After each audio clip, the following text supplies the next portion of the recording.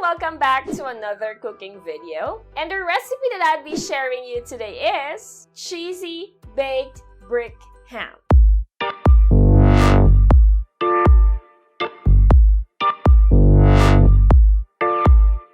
Yes, that's right. Just few more days and it's Christmas time. At naghahanap ka pa rin ba ng bagong recipe to prepare for Noche Buena? I know na kahit sa dami ng pinagdaanan natin, you still wanted to prepare something special for your family. Just like the recipe that I'll be sharing you today. Kung medyo sawa na nga kayo sa usual ham recipe ninyo, make sure to try this recipe out.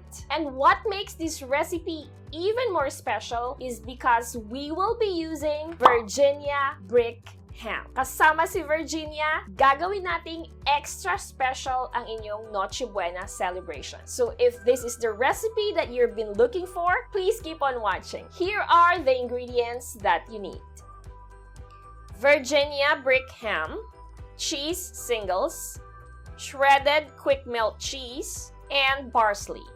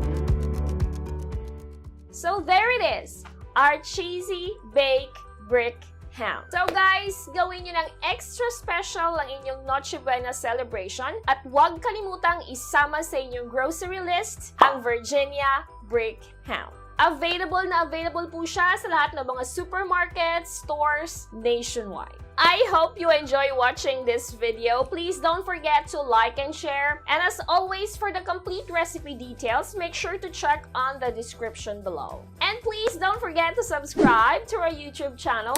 Click on that little bell so you will get notified every time we upload a new video. You can also like and follow us on our Facebook page.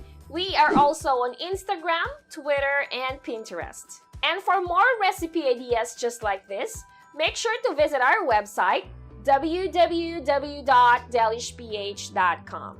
Thank you so much for watching, and I'll see you on the next video. God bless everyone! Bye!